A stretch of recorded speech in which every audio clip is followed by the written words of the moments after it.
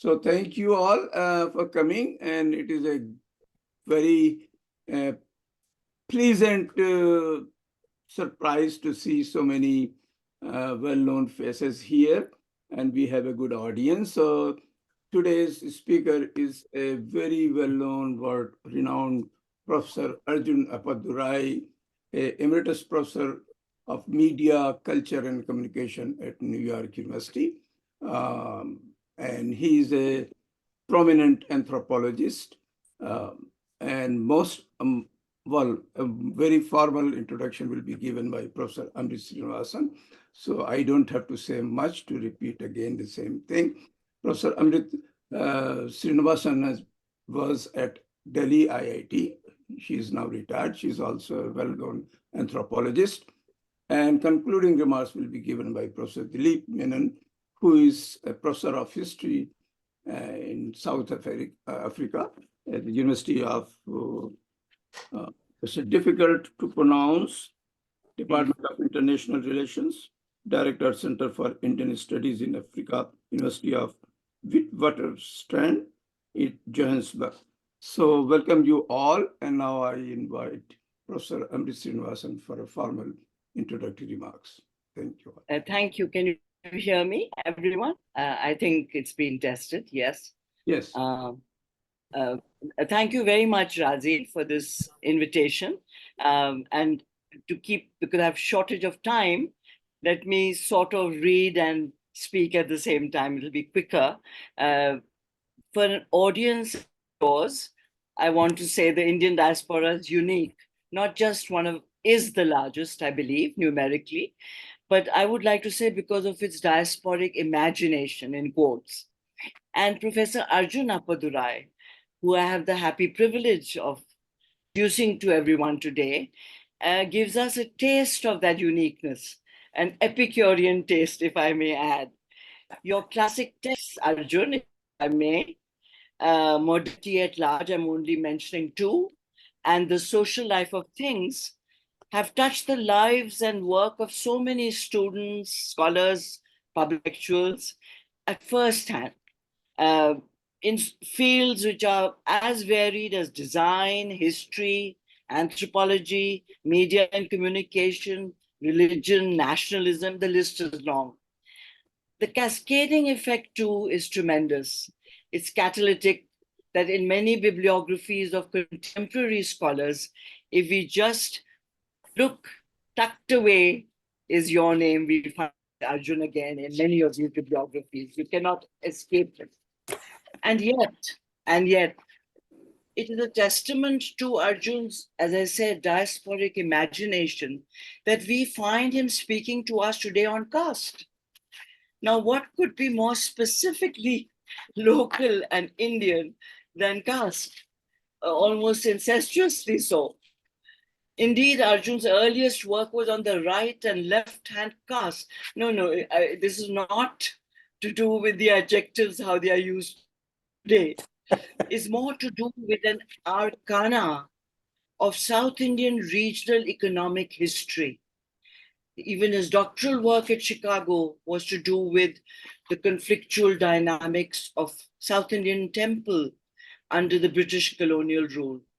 The point I'm trying to really make is that Arjun, even in these microcosmic universes, has had a universal influence on the study of religion, politics, cultural change. I speak with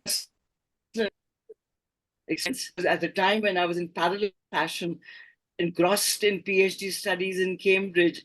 He had worked on left and right, and I was working on mixed castes and in a temple social organization banned under Victorian rule. So I speak with conviction. Simply put, as I said, because time is short and one has to express an entire life and work, Arjun straddles like a colossus with a Shakespeare, the world of the highest achievements in Western political thought and global studies on the one hand, and that of the most intricately nuanced local comparative history and anthropological insight on The point of note is that this kind of bridging does not just happen. The cosmopolitan embrace of the Indian diaspora and of Arjun's career today is to be found in his early experiences of family and education. I had a chance to look at an excellent video of 2024, which gave me much of these insights. These family and education experiences preceded or immediately followed his actual relocation to the US. His diverse understanding of modernity and nationalism and freedom was shaped in his childhood in Bombay by a father who was with Reuters and in thrall of Subhash Chandra Bose, and traversed from Europe in the West to Japan and Singapore in the East, giving an early premonition of cosmopolitanism to Arjun, the young Arjun. Later, the metaphysics of the concrete, as I call it, in Arjun's work, was shaped by the elegant Hannah Arendt, no less, who at the Chicago University's Committee of Social Thought recognized the philosopher in him, as much as anthropology's Barnard Cohn recognized the archivist and the ethnographer. These bipolar exercises, Arjun, have proved gloriously non-pathological and very benign for us. The social life of things was surely influenced by Arjun's undergraduate counterculture experience at Brandeis, where a professor made students inhabit a tent made of books. If I may sum up, cosmopolitanism's forgotten relationship with is to be found in Arjun. He is a friend to many. The late Carol Breckenridge, his first wife, who died and passed away of cancer in 2009, was one such companion with whom he began the fascinating journal Public Culture and many important edited volumes, which precurse current trends that have become commonplace. This intellectual marriage even carried into activist work in the slums and streets of Bombay. Arjun lives at present with his new family in Berlin, but he carries with him friendships and collegial influences and students from Penn, from New York University, from Chicago, where he spent many years. He also remains in close touch with friends in India and spends time with them on WhatsApp. Somebody just mentioned he's fond of videos on the WhatsApp. Ladies and gentlemen, I give to you, honoring friendship and shared knowledge, the diaspora's gentle colossus, Arjun Appadurai. Let's, yes. Over to Arjun.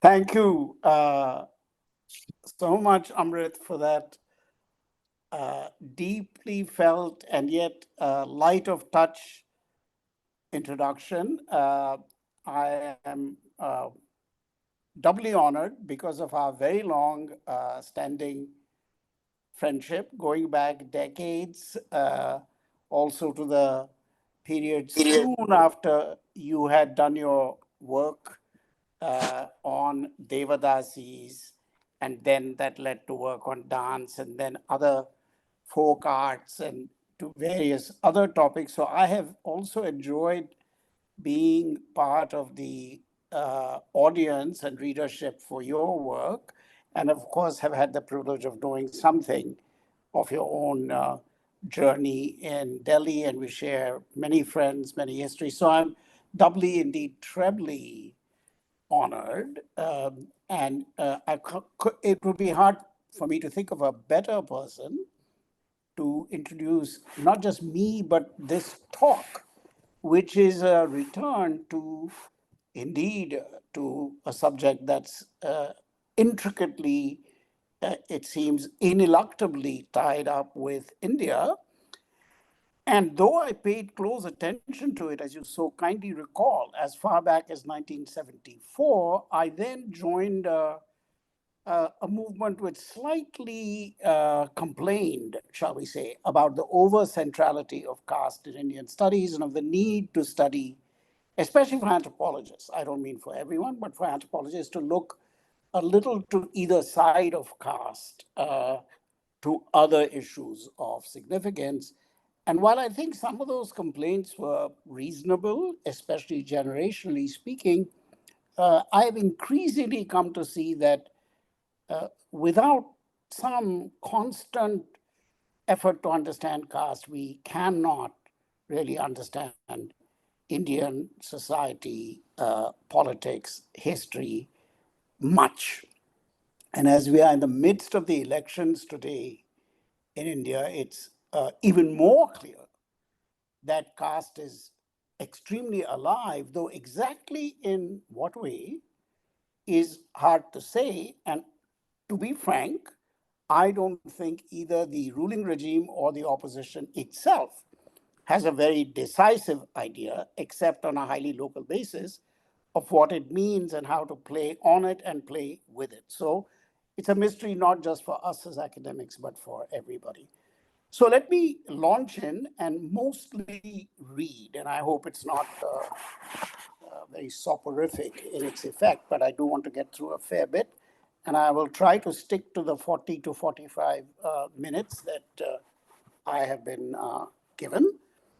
And I begin by saying my fundamental question is, why has caste in India endured for almost 2 millennia, though it is plainly extractive, humiliating, and disenfranchising for the vast majority of the population throughout this time?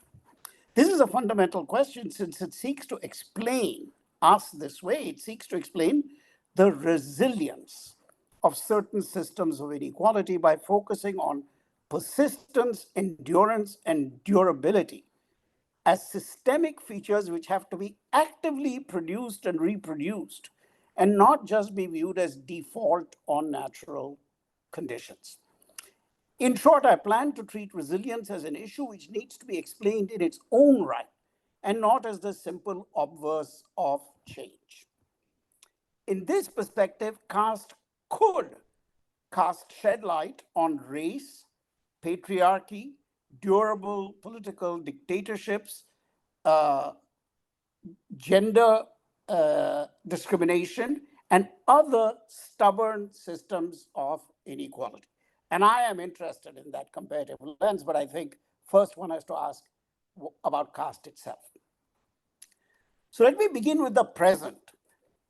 In a recent twist in Indian public life, purity, cleanliness, hygiene, and sanitation have become renewed objects of intense partisan debate involving Hindutva scholars writing about ancient India, as well as a new generation of scholars writing on Dalit issues with an eye to examining the sensory order. And I will mention more about that in a minute. The invocation of hygiene, the site which makes cleanliness a matter of public concern, converges with epidemiology, town planning, and sanitary engineering.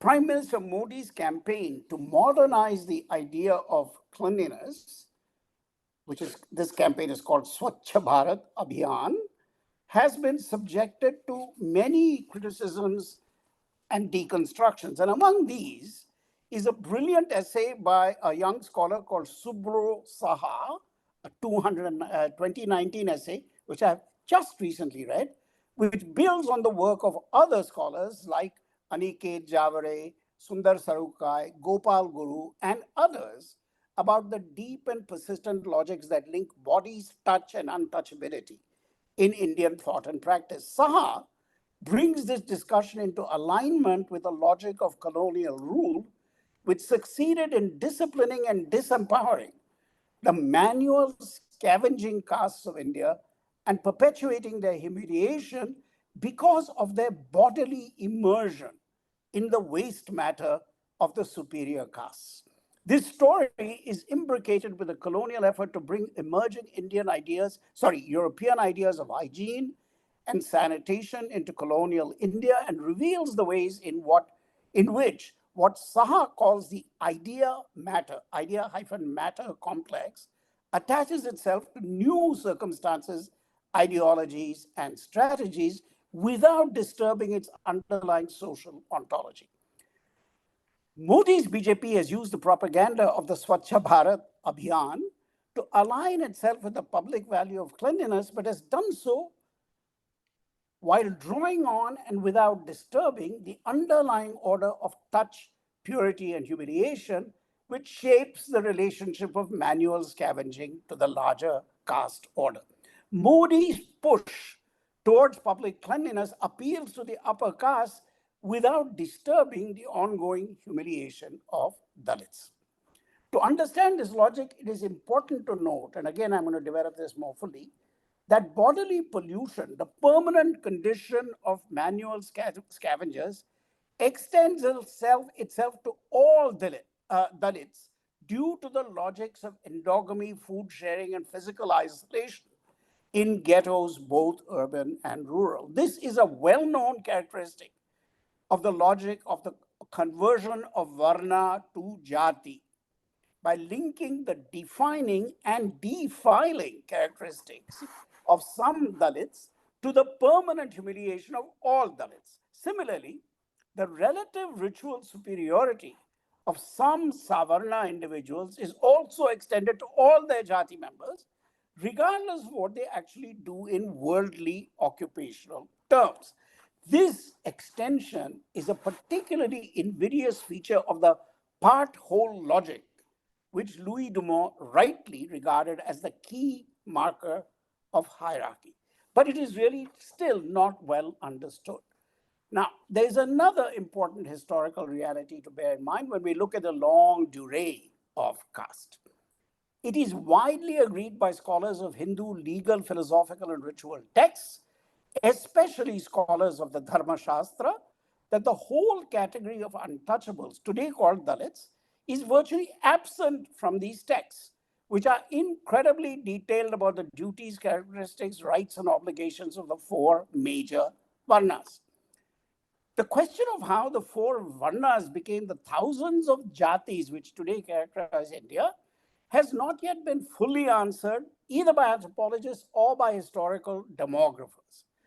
One notable exception, which I'm sure Amrit will also recognize, is a brilliant early essay by one of our mentors, the late Stanley Thambaya, called From Varna to Caste Through Mixed Unions, 1973 article. But even Thambaya does not remark on the social invisibility of the many castes, such as Chandalas, and there are about 10 others, who fell outside the boundaries of the social order and gradually came to be collectively identified as unclean, untouchable, and indeed unspeakable.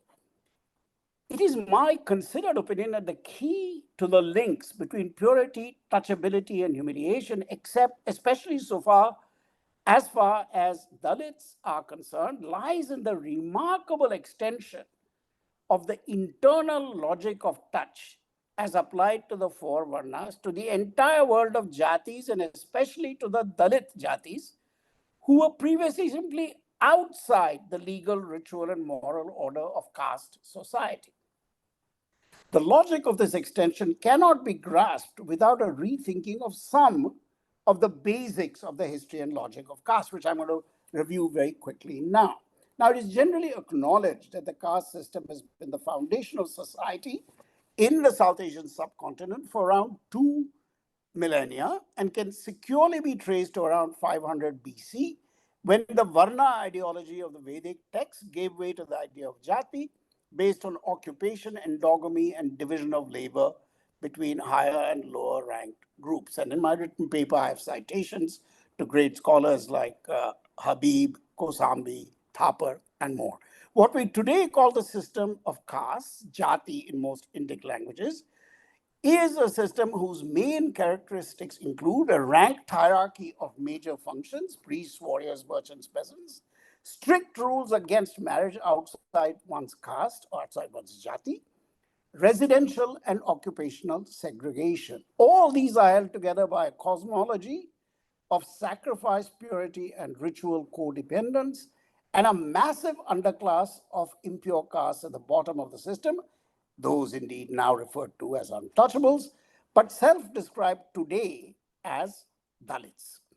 In spite of numerous efforts to undermine, transform, erode, or demystify the caste system, in spite of a long history of social and geographical mobility among castes, in spite of the massive effects of Islam, colonialism, capitalism, and human rights legislation on the subcontinent, and despite 75 years having passed since caste was officially abolished in the Indian constitution as a justification for exclusion, exploitation, or humiliation, the caste system is still alive and well and dominates marriage, election, jobs, and migration in India today. This is the resilient hegemony. This is my phrase, for which I seek a somewhat new explanation here.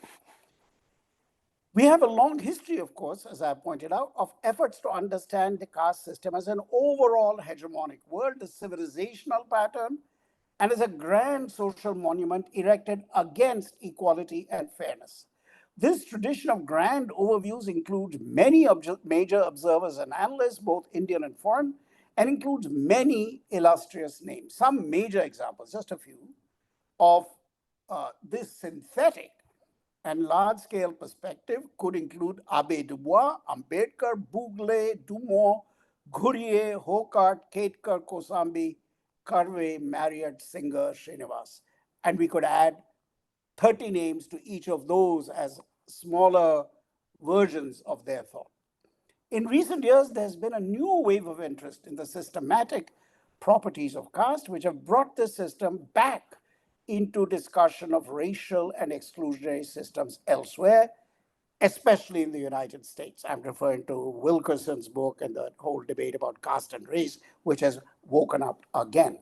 This renewed interest in the similarities and differences between caste and race has been reinvigorated by a remarkable efflorescence of the studies of the world of untouchables and untouchability, which has crystallized into the important subfield of Dalit studies. I've already named some of these people like Gopal Guru, but there is also Kancha Illaya, there's Aniket Javare, there is my friend and colleague Perumal, there's Anupama Rao, Sundar Sarukkai, Anand Teltumbde, Gauri Vishwanath, Suraj Yengde, and this is just a sampling. This is an enormously rich exploration and explosion. At the same time, political scientists, historians, and sociologists are looking more closely than ever at the relationship between Hindu nationalism and caste. And here, my dear friend Dilip Menon is one of them, and Christophe Jaffrelot is another, and there are, of course, many others. Elections and caste formations, likewise, again, Jaffrelot, Banerjee, the deep links between caste and gender, Banerjee and Ghosh, Anupama Rao, Rege, Patel, Goringe, Jodhka, and more.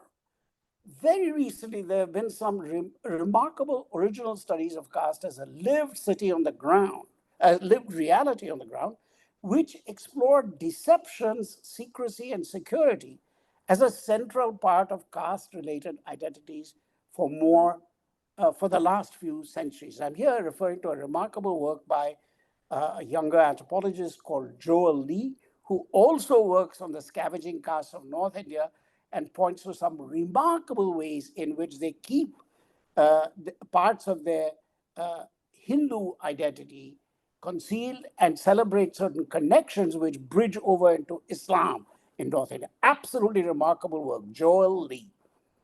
I address this resilient hegemony, my phrase, through the lens of the habitus, the term used by the great French sociologist Pierre Bourdieu, as a key factor in maintaining the caste system.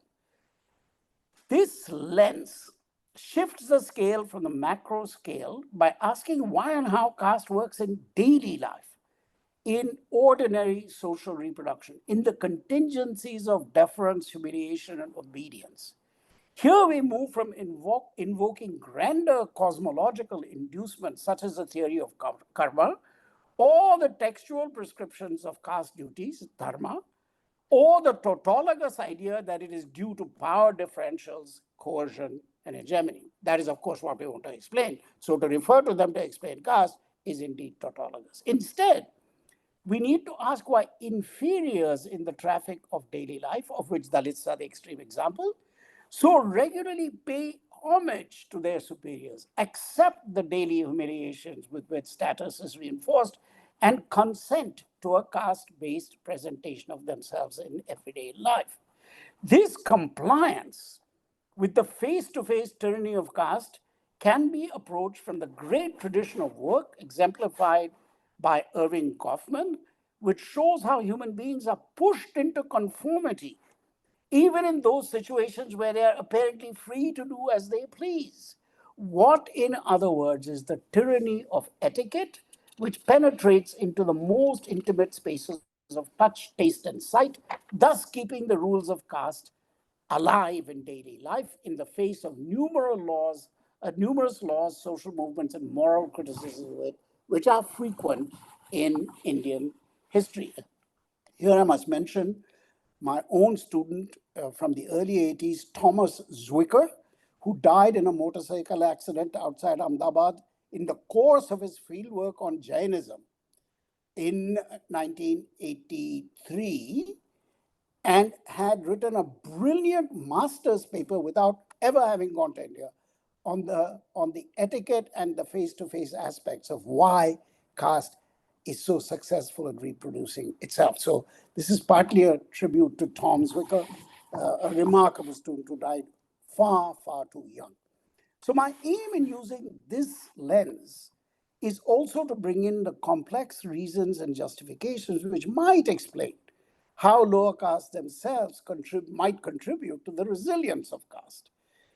The central phenomenological factor here is that while caste entails being humiliated, dominated, and excluded, for most castes except Brahmins, caste is also the surest route to some measure of dignity, security, support, and even livelihood for many lower caste individuals. Thus, since inclusion in one's caste is the key to surviving exclusion by other castes, the renunciation or rejection of caste as a daily reality can also mean the loss of one's family, one's marriage opportunities, jobs, and political support, even if these goods are hemmed in by hierarchy and exclusion in the larger system. In short, unless caste can be overthrown completely, at all levels and in all contexts, it is extremely risky to refuse compliance with its rules and norms in everyday life. Thus, the most stubborn feature, and this is really the center of my analysis, which I will continue to develop as I go along,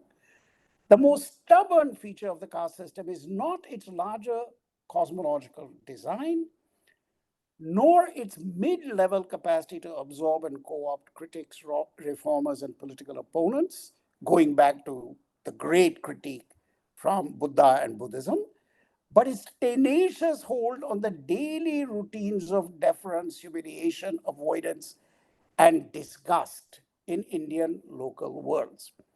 This is best seen through the grammar of touch, contact, and disgust as biosocial codes for hierarchical discrimination in practice. In my understanding of these things, as will gradually emerge, I am massively indebted to the newer generation of scholars, either Dalit scholars or other scholars working on Dalit issues.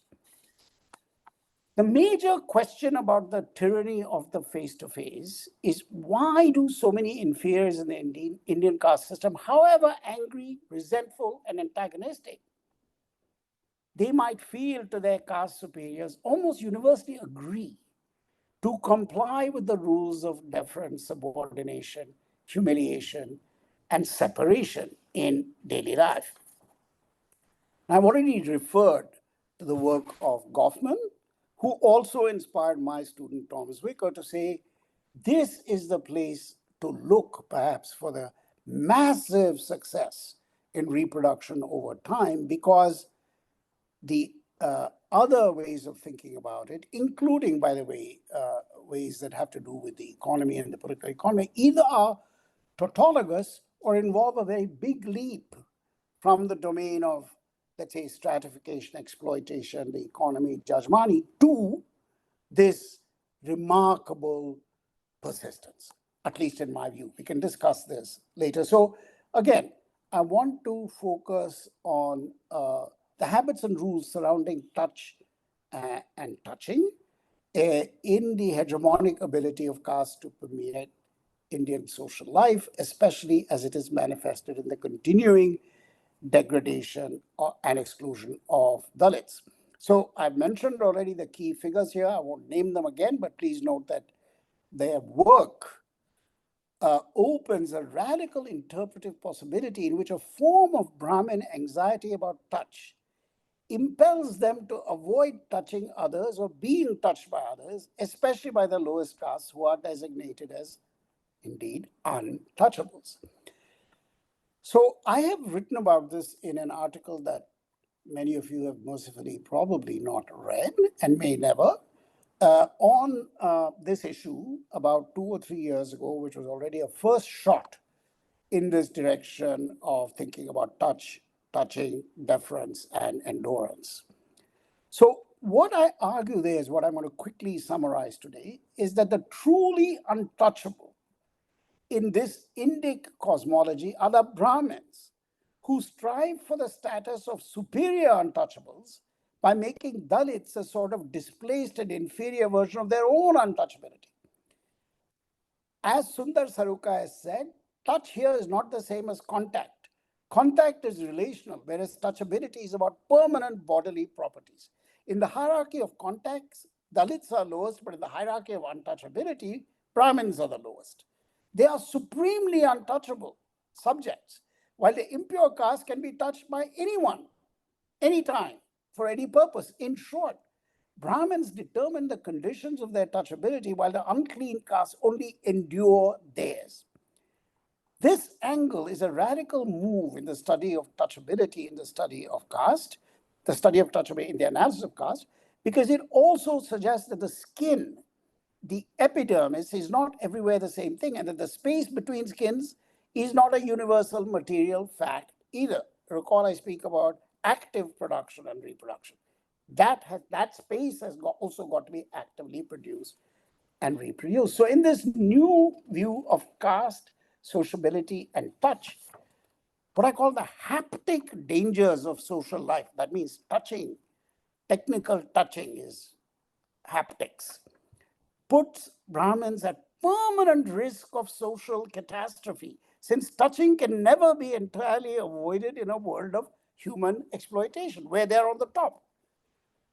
This angle on what Louis Dumont called Homo hierarchicus allows us to see that in Indic social ontology, the body is already conceived as a haptic technology, as a set of interacting surfaces, screens, interfaces, codes, and algorithms geared to maximizing social value for its most privileged operators. In this case, Brahmins and to some extent other upper castes, while treating those lower in the ranked system as touchers who do not treat those lower than them in the ranked system as touchers who do not control the means of touchability.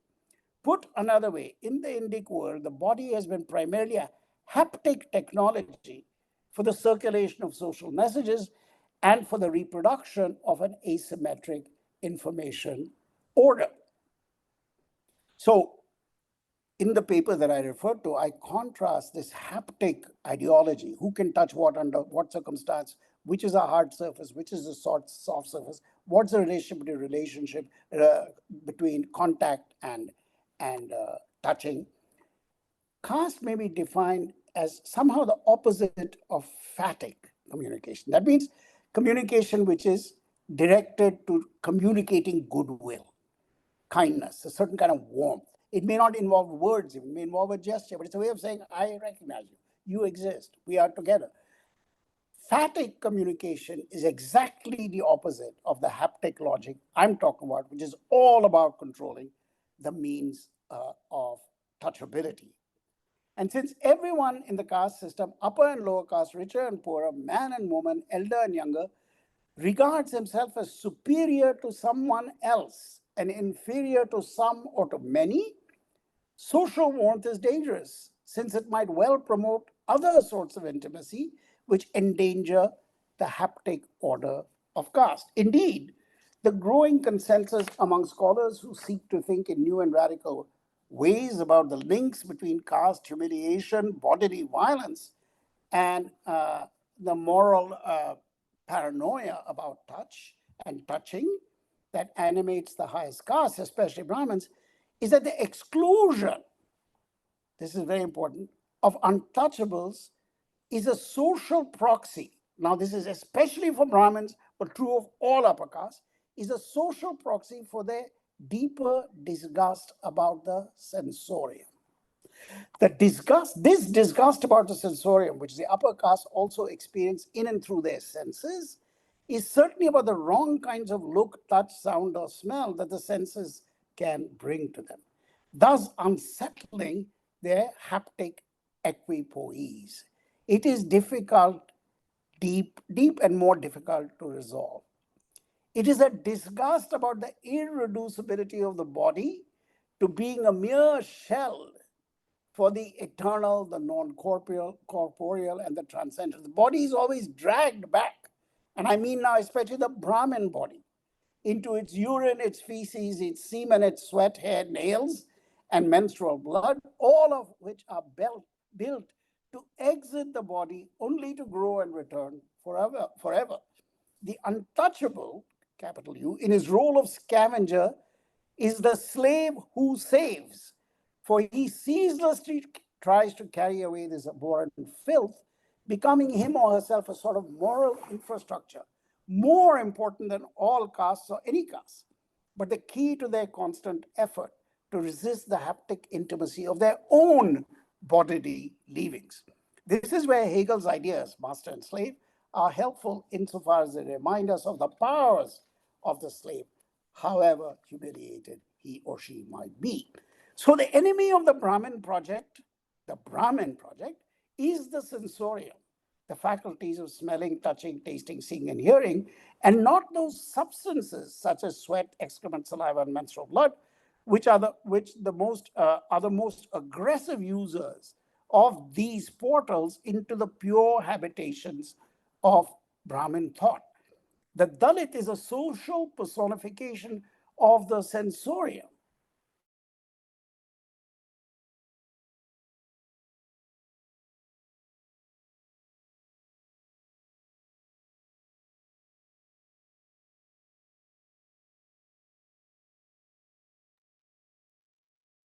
Rosen. Have we lost Arjun?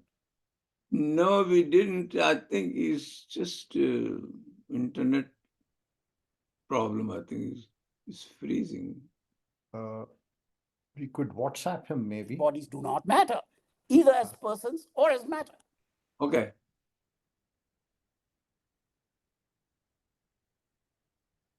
Razi, could you WhatsApp him? And so you could just revisit the last minute?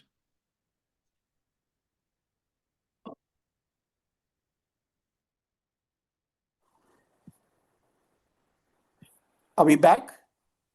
Yes, we lost you for around 45 seconds. Yeah, there was some glitch there. So let me continue. So what I say is that the untouchable body is a placeholder for the Brahmin terror of its own sensory engagements, its own sensorium. And I think this power explains the constant effort to distance, demonize, humiliate, and exorcise Dalits from the social world. This Dalit power is the social object of the Brahmin terror of the senses. And this is what creates the entirety of Brahmin orthopraxy, which takes the phenomenological form of the obsession with purity. But I think this has not been looked at deeply enough. The radical disrecognition of Dalits by Brahmins is due to their being seen as the enemies of thinking itself.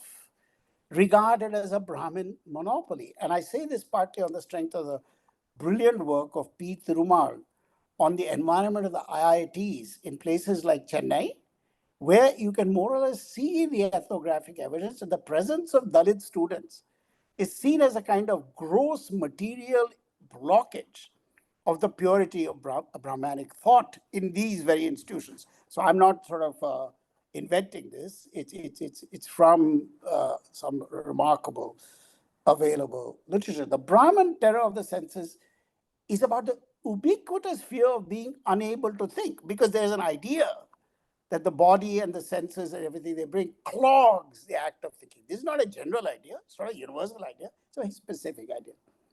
And all of the Brahmin practices of purification, including and especially self-purification, are calculated to free the space of thinking from the sensorium without looking, listening, smelling, tasting, or touching. So you see the impossibility of this project is to free thinking from your own body and from the portals of the senses. The constant effort to discipline and censor the Dalit body expresses this interminable war of Brahmins with the sensorium. So this view of the sensorium as both a gateway and a proxy for sociality itself gives us, I believe, a new angle on the constant need of Brahmins. And when I speak of the need of Brahmins, I also say it is, of course, to varying degrees then refracted among other Savarna castes. So I'm focusing on the top, but I think we can move down the hierarchy also. On the constant need of Brahmins to humiliate, violate, and distance Dalits. The power of Dalits is their ability to exist at that social edge on which sociality meets its opposite, where matter is completely divorced from thought and can thus be totally implicated with dirt, waste, filth, and pollution. But where this sort of matter also becomes free from all sociality through its radical distance from the Savarna social order. So in other words, what I'm pushing for here is that social invisibility and the task of collecting the filth of all the upper castes has a double quality. It also puts you outside sociality altogether, which is, of course, what Brahmins themselves are seeking but cannot do.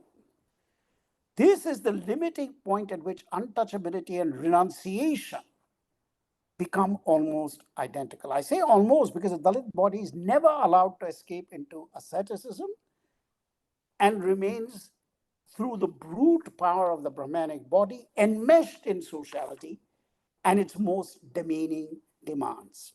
Still, the Dalit remains a source of envy and secret admiration, even I believe, for the Brahmin due to his proximity to total renunciation of the social. And by the way, there is a rich literature, the most modern version of it being Ravindra Khare, to point out that one of the most radical moves in Dalit thought in the 20th century and even earlier in different parts of India, especially in the north, is a forceful and self-conscious identification of untouchables with ascetics, both being outside, both critics, both renunciatory and so on. A very powerful argument, but that story is a separate story about where then the ascetic path leads in a different direction to militant sadhus and so on and so forth, and the Dalit path leads somewhere else. But there is an interconnection there, which is non-trivial.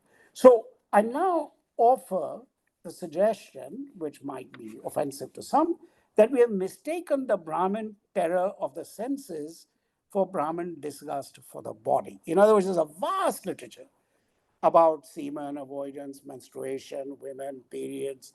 And I, growing up in a Brahmin household, although I'm not an obsessively orthodox one, certainly saw this daily. But I think what it has led to, if I may overstate things somewhat, is a very long tradition of excellent work which has stopped with the body and not gone into the sensorium as such, which is much more abstract and which is the enemy of thought. That is not about feces and urine and so on. It's about something more abstract, more general. Of course, there are millions of do's and don'ts about how to pass bodily impurity on through some form of social infrastructure and hold on to every ounce of bodily purity.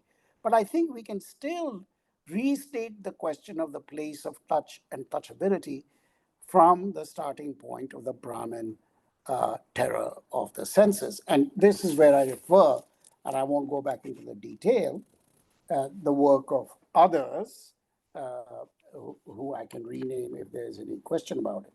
So this Brahmin effort, which I've focused on, but you could take it down to Kshatriyas, Vaishyas, and others, though slightly more refracted, complicated by their other, let's call it occupational duties. That's a whole another discussion of Varna, which involves occupation and that complexity. This Brahmin effort to escape and repress the sensorium could appear to be a small variation only on the Puritan denial of the body with its biblical roots and Cartesian philosophical support. But in my view, it's an entirely different phenomenon. In this ontology, the sensorium is not the root to bodily pleasures, desires, and seductions, but is rather the primary gateway to sociality, which is the primary object of Brahmin terror, the social as such. The foundational wish of Brahmins, and I think you can see this in the ethnography, I've seen it in many, many personal encounters. The foundational wish of Brahmins is to escape all sociality. And hence, Brahmins have always feared and admired ascetics, world renouncers, sadhus of all types, including fakes. And this is, of course, part of what is illuminated by R.S. Khare in his great study of Dalit intellectuals in Lucknow, in 20th century Lucknow, published in 1984. But there are other studies that also feed, I think, this part of my argument. So this view of the sensorium as both a gateway and a proxy for sociality itself gives us, I think, a new angle on the constant need of Brahmins to humiliate and distance and exclude Dalits. And the power of Dalits, I've said, is the fact that they are on that very edge where they represent all the force of matter in social life against the massive effort to render them totally invisible. So the fact that you have to read dozens of volumes of the Dharma Shastra to pick out 3 paragraphs which are on untouchables is, to me, a fact I'm again stunned by. That the vast bulk of the Hindu law pertains to the Savarnas, including Shudras. Untouchables are off stage. It's an amazing, amazing fact just in itself. So this is the limiting point at which untouchability and renunciation almost become identical. I say almost because for reasons that have a lot to do with the specifics of how Dalits are understood as both beneath and outside the Savarna order, the logic of their lives is not exactly that of ascetics. So let me conclude with a couple of comments. One is I want to offer a hypothesis because it's the beginning of a long project. So this is not meant to conclude anything, it's meant to open up something. And this hypothesis will be the platform for my own ongoing work, and I look forward to any input from others. The hypothesis is that caste persists over almost 2 millennia of changes, challenges, and efforts to exit it because it successfully extends an internal Savarna logic of disgust towards the entire sensory order to a large and growing class of socially invisible Dalits. Of course, what needs further exploration is the question of why and how this logic continues to dominate face-to-face life in India. And I'll also add that I think it's by opening up this angle that we can also revisit what may seem like it's a missing part of my entire way of thinking, which is, let us call it, the political economy of India, both past and present, the nature of Jajmani, the nature of agriculture. I do have a big interest in all these things and have paid a close attention to the long history of arguments which try to place caste within an understanding of power. And Dumont went a long way to invert that and say, no, it's exactly the opposite. power must be placed within the logic of purity and pollution. I'm trying to do something else, which is to restate the logic of touchability, purity, contact, relationality, and sociality, so that we can come back to the question of the agrarian order, but this time with some somewhat different take than we've had before. So let me stop there. I'm not sure if I've exceeded the time, but if I have, my apologies. If I have not, more time for my No, you still have time to continue. Time है तो कोई बात नहीं है जी हो गया so I can answer more because there will be questions. Yes, So let yes. us use So, it that okay. way. So let The main argument तो आ गया निकल गया. आगे. So let Professor Menon do the task after Thank you. Okay, Dilip sir. thank you. Am I audible? I can hear you, Dilip. Yes. Great. No, so thank you, Arjun, and thank you, Razi, for having me as a commentator.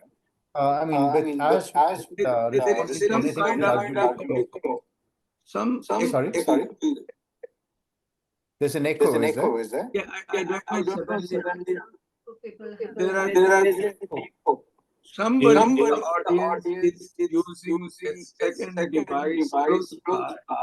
No, That's Razi bhai, he devices are who's Professor Menon.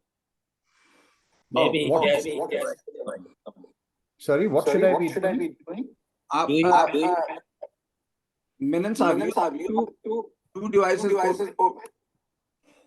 No, I have only one device open. is there anyone there which is on? No, I only have Okay. this one Zoom that is on. So any device in any. Now you are better. So may I do this? May I suggest this, that I will exit and re-enter? Good idea. And close Yeah, I'll all do that. other channels. But- Yeah. Okay. Because this started happening. So Arjun ji, what do you do for still it is recording. So somebody else, I think it is not Okay, let's Razi bhai Apu Darai. This is muted. Now let's try. And I'm gonna to mute you also right now for a while. Acha, so should I unmute or mute? No, you remain muted right now. Remain muted.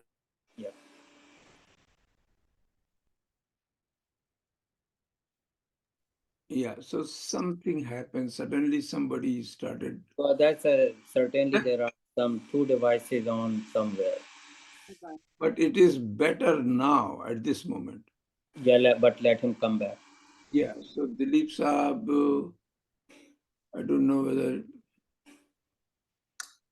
That was not him.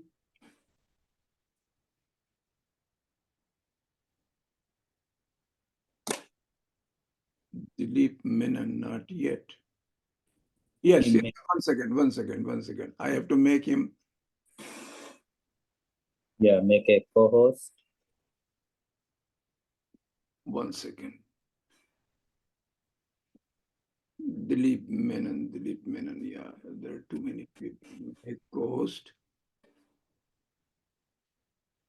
So, Dilip Saab, now you can turn on your mic Or camera. and camera. Yes, both. Okay, great. Yes, So now there's no echo as I speak. better now. Okay, let's start. Okay. So that's wonderful. I'm sorry we lost a few minutes there. Actually, this reminds me very much of another book by Arjun, which is titled Failure, how we've got used to the failure of technology in our life and we've accommodated it in the ways we deal with what are seemingly advanced glitchless forms of interaction. But thank you, Arjun. And as with anything that Arjun says, it's hugely capacious, very suggestive. And I have the rather unfortunate task of trying to respond to this off the bat, as it were. it's like a Tyro facing Flurry, very good over by Dennis Lilly or indeed Bumrah. So what I should try and do here is to think alongside what Arjun has said, probably not summarize the arguments or indeed take up the arguments in detail, because most of you have been listening attentively, I assume. At the heart of Arjun's argument is this idea of caste as determined by a Brahmin sensorium, the question, a question that is largely a series of negations: who cannot be seen, who cannot be touched, who should not be smelt, and who should not be heard. So one of the questions that I think this is an interesting point of entry into the issue of caste at more ideational level, but it also possibly leaves us open to the charge that we are back at thinking with the Brahmin at the center of the caste system. And that's something that perhaps Arjun could deal with. That is probably the direction in which it could go, this, in the manner that most of our objections to Louis Dumos's attempts to systematize and provide a kind of synoptic view of caste tended to reproduce in many ways the Brahmin world and the Brahmin view of thinking. But I shall just leave it out there. This is intended as a thought more than anything else. But central to Arjun's question is this puzzle of the resilience, as he puts it, the durability, the persistence of a system that is hugely humiliating to vast sections of the population. And this has continued over not only a few hundred years, but has continued over 1,000 years or so into the present. So this question of resilience, how do we deal with this question of resilience? Do we handle it at the level of what Bourdieu might have called something that goes without saying because it comes without saying? Because in many senses, caste has become the habitus of South Asia, whether we think about Muslims, Christians, Hindus, and so on. So even within egalitarian religions like Islam and Christianity, you have the notion of hierarchy, which is very central. So recently, a wonderful book on the study of barbers in Islam has argued that, look, we can't see Islam as merely being tainted by Hinduism. It's not like the touch of Bhasmasur, which reduces everything to a kind of, reduces the very idea of egalitarianism to ashes. What it argues instead is that Muslim society is constructed by hierarchy and an acceptance of hierarchy within South Asia, but this hierarchy is premised on the question of piety, right? That there is a gradation of piety. But interestingly enough, the book then goes on to talk about, despite the gradation of piety, a very pious barber cannot marry someone from a Ashraf family, right? So that brings us back to this question of caste and the understanding of hierarchy as being central, the acceptance of hierarchy, which takes us to the older questions of endogamy, for example, what Ambedkar plangently called the deep biological trench that runs through society, that separates people from each other. How do we understand the persistence of endogamy? How do we understand, again, the question of power? I mean, Arjun at the end of the talk gestured towards the idea of political economy. And this question of power is central. We can just pick up the newspaper any day, and there are instances of how caste is enforced through power. Dalits being killed, Dalit women being raped, Dalit villages being torched, and simple acts. So, for example, to give you a more personal example, when I was teaching at the University of Hyderabad, which is in the Telangana region, the Hyderabad Central University, there are large numbers of Dalit students. And very often in the course of conversations with them, I would reach out to touch them, put a hand on their shoulder, and they would immediately shrink away. The question that arises there is they did not want to permit themselves that familiarity, because in the space of the university, the kind of intimacy of touch that was allowed, if they went back to their village, that kind of touch, the reaching out to somebody or being allowing oneself to be touched by somebody, could result in death. It's a fairly simple kind of equation there. Right? So the Dalit always lives within a horizon of death rather than of life.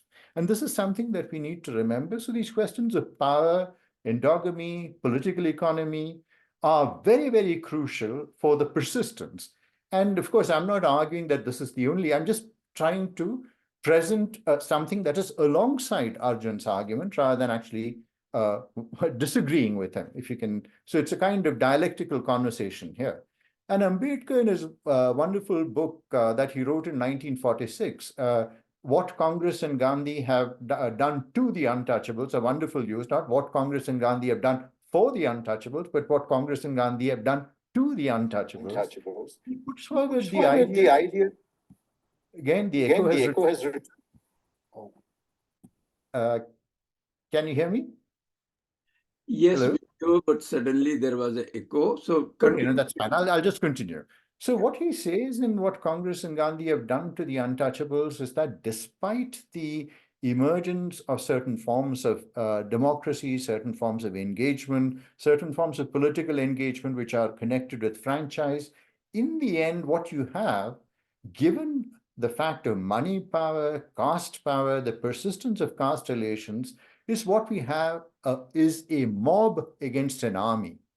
Right? And this fact still remains true, that attempts at lower caste, backward caste, consolidation, unification, political mobilization still confront a political economy that is weighed against them. So this question of resilience has to be related to this. And also, I mean, and very often a lot of the older debates, I mean, earlier, 30 years ago, 40 years ago, caste was mainly written about by Savarna academics who wish that it would softly and silently vanish away or transform itself into class, so that then we could quickly move to a Marxist analysis of the transitions and those kinds of issues. But the other issue that was taken up fairly early on was this question of the ideology, and this was dealt with at the fairly simple level of the idea of karma, right? That and this is the fact that untouchables or people from the lower caste believed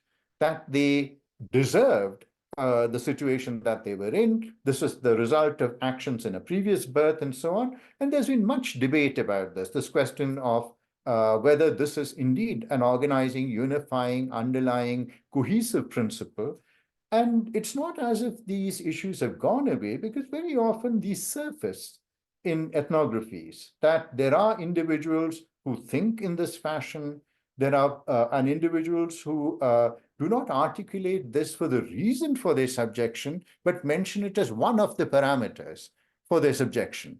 So I think there's a whole set of the older literature which deals with these questions of the ideology of power, of endogamy, the deep biological trench that runs through society, and the idea of the mob against the army, as well as the fact of the everyday maintenance of caste through violence, which you need to keep in mind. The second question is that of possibly, I mean, if I may put it another way, what explains this obedience, this form of voluntary servitude, as Etienne de la Boétie put it, the question that was faced. And here there's another interesting dimension, which is that of governmentality. The fact that the systems that have been put into place through affirmative action, reservation, positive discrimination, call it what you will, allow for certain spaces. And a lot of the literature on scavenging castes have shown how scavenging castes protect the space of their occupation by keeping others out of it, right? So it's less a question of obedience, but it answers the question of persistence. What explains the persistence of caste? The creation of spaces within governmentality, which create, I mean, it's a kind of form of protectionism, which allow for certain kinds of professions to continue in ways that it prevents the coming in of outsiders. Think again about the fact of the professions that are associated with Dalit groups, things like scavenging I mentioned, but leather work, garbage removal, and so on.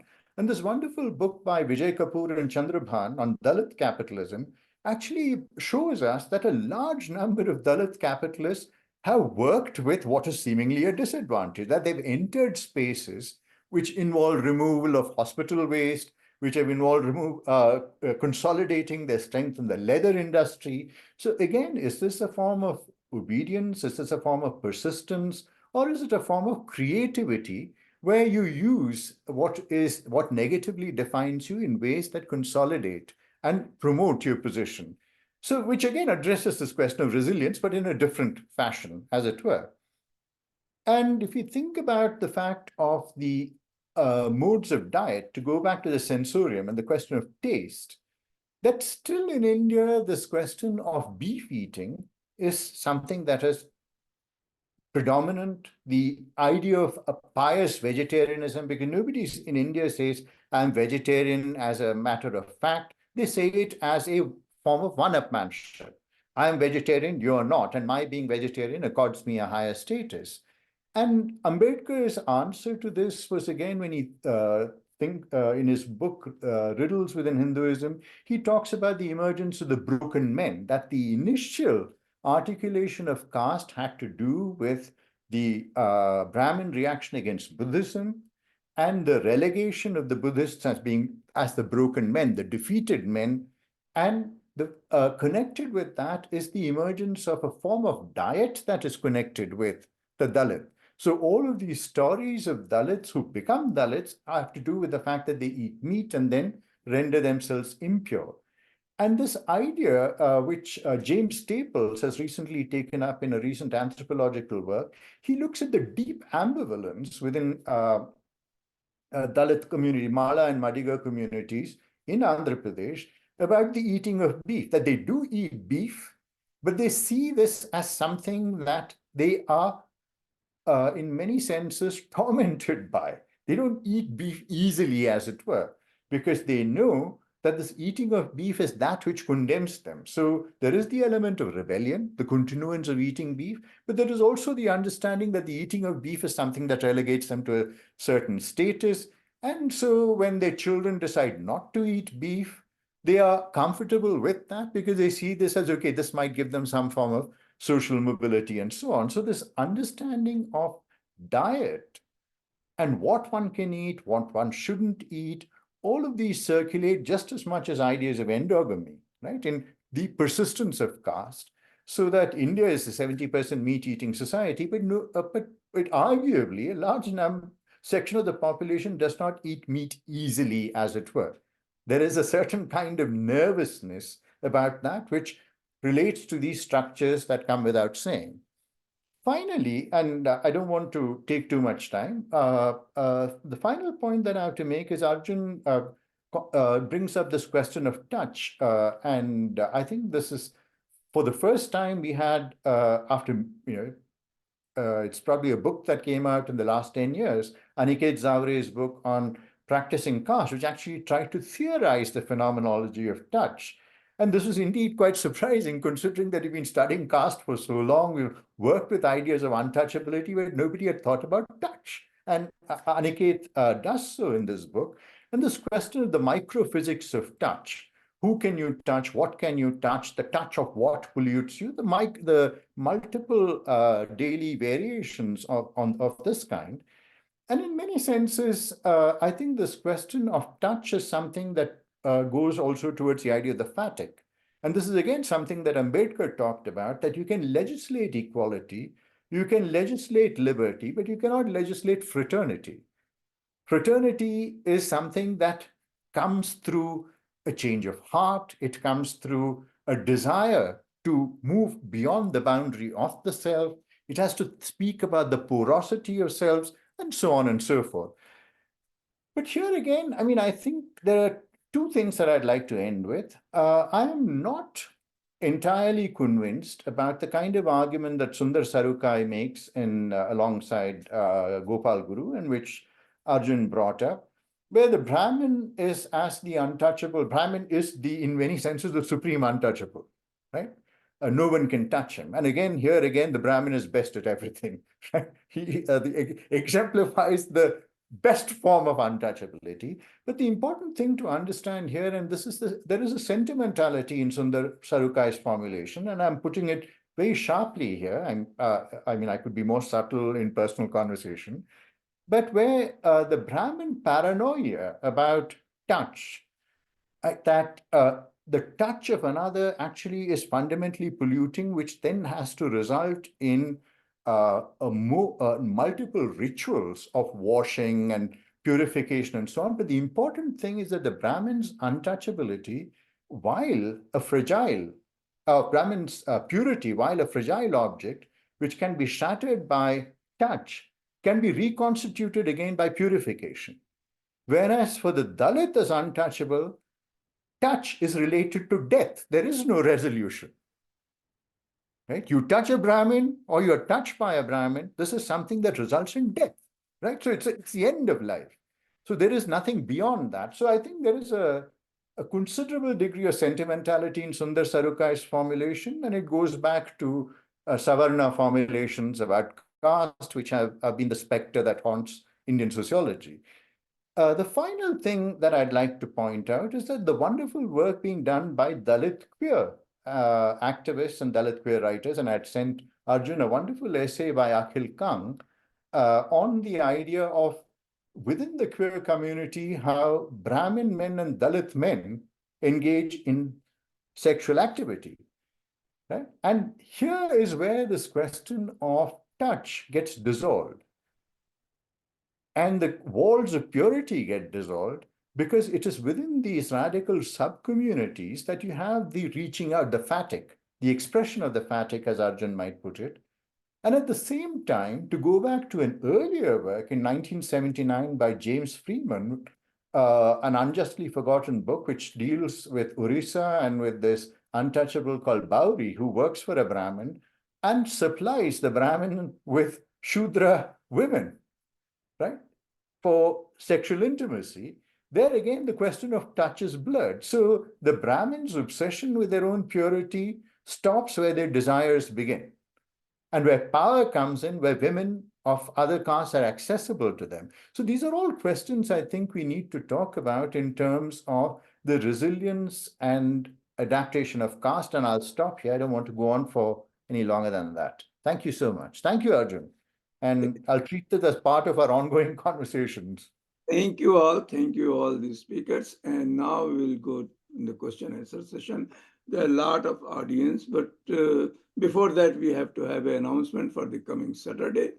Dr. Meenakshi Shivam is going to talk on translation, translators, and the transportation of culture with meanings transcends world. And she will be joined by Professor Usha Subramaniam and Kirti Ramachandran for their introductory and concluding remarks. Now, this question and answer session will be moderated by our host, Dr. Rafat Hussain. The audience is big, so be patient. We'll pick one by one. Thank Can you. I just say one thing, Razi? Technical issue. Yeah. Please remove me as co-host, because when I unmute, the problems Dilip was having begin. And that I think is not because of unmuting, it's because I'm co-host. So please remove me as co-host. But still, you will talk. When you talk, it doesn't. Just now, am I audible? You're audible just now, Arjun. It was Razi who was echoing. Acha, theek hai. So It is because of my side. But suddenly something can't help. Okay, so Rafat, go ahead, please. Hey, Razi bhai, please mute your. Okay, so. Oh my God! From side, I don't know what is that. But and should I continue? It's a lot of. Acha, should I, sorry, one more time. Should I mute? Let me mute some of the people, and I will only keep myself. Everybody is muted almost. No, okay, it's much better. Thank you so much. So question and answer session is open, and there are two options. You can raise your digital hand, and if you want to enter your question or comment in the chat box, you are welcome to do that. So before we begin the question and answer session, we are glad to note that we have a large audience to listen to Professor Appa Durai. So it is a testament for his popularity. And thank you all for attending the today's session, and of course the newcomers. And the newcomers are welcome. And thank you for sharing your email IDs for the future notification. So let me come back to the lot of chat questions. So I begin with Sanjeev Saha. And so you, Professor Appadurai, you must have read it, but I'm gonna to read it again.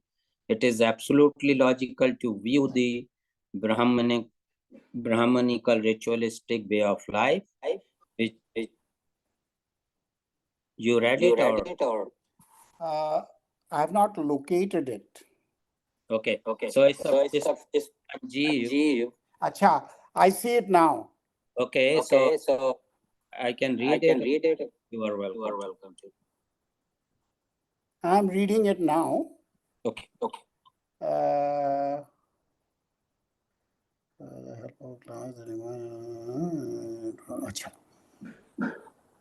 But we not know what is the question.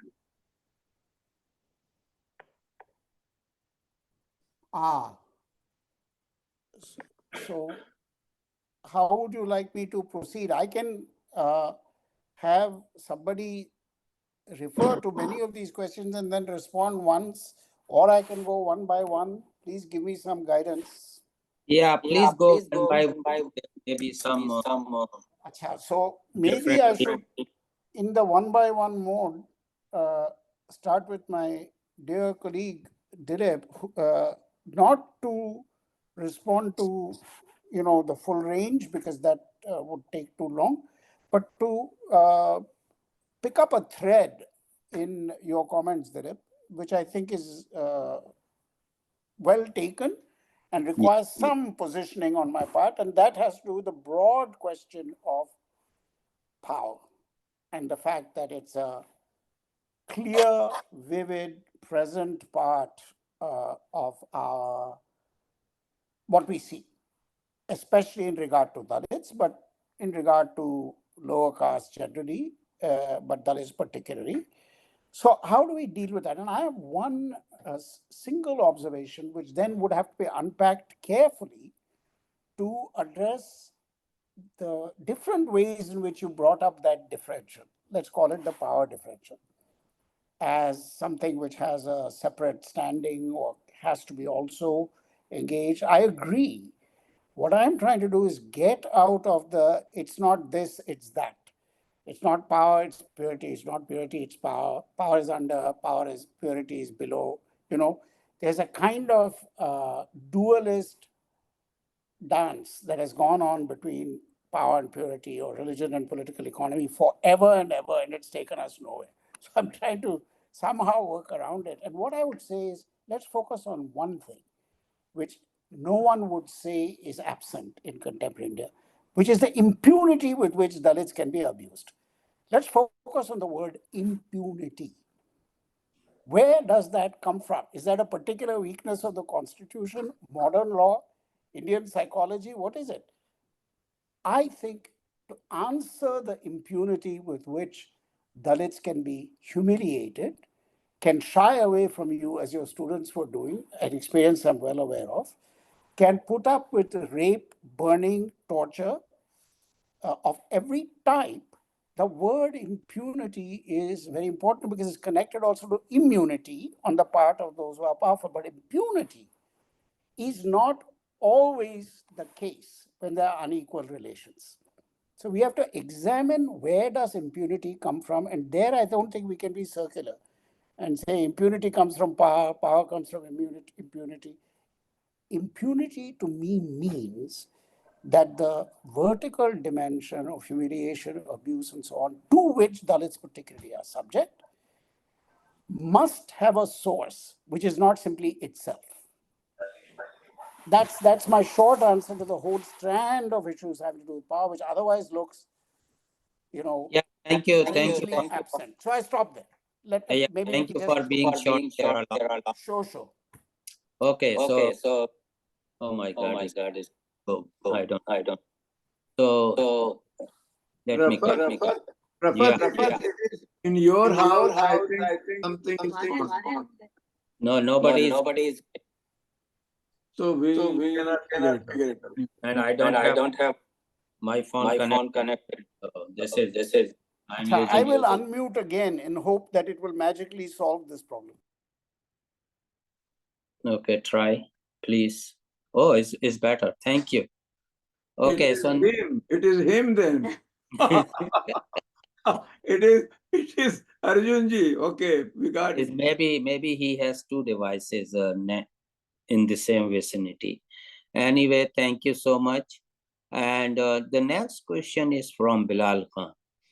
And he's saying that my question is, how do we see this Brahmin logic of escapism from social order coupled with neoliberal state that particularly focuses on a positive scale of hedonism and unquestionable freedom? The social order, which is stripped of its politics, the larger mission of neoliberal state as such asks for the subject to forcibly be within the state and not outside it. Do you think this would at some point make the Brahminical logic more of a desire in the Lacanian sense with contemporary politics? And if yes, how could be? Okay. This, again, I have to unfortunately unmute, producing this echo, which I don't understand. Anyway, the short answer is yes. Meaning, I do think this is not just, I'm hearing lots of things. I don't know what is going on. Anyway, a lot of family conversations, which is a good thing.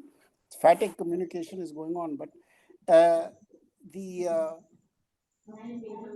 Brahminic position I describe is in fact not just a fact, it's also, Are, Bhaiya, kaun hai yaar?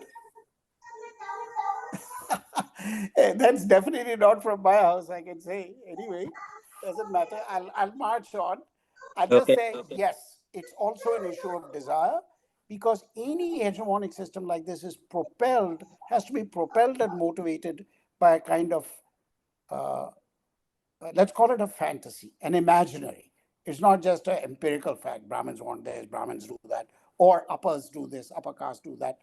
It's that they're projecting some kind of landscape, some kind of social imaginary, to use other terms. So I think you are right, and that in analyzing how this system persists, maybe we should also open up that line. That is, how does that projection keep replanting itself in the social body over time? So I appreciate the question, and that is my answer. I hope it's reasonable. Thank you. Thank you so much, Professor.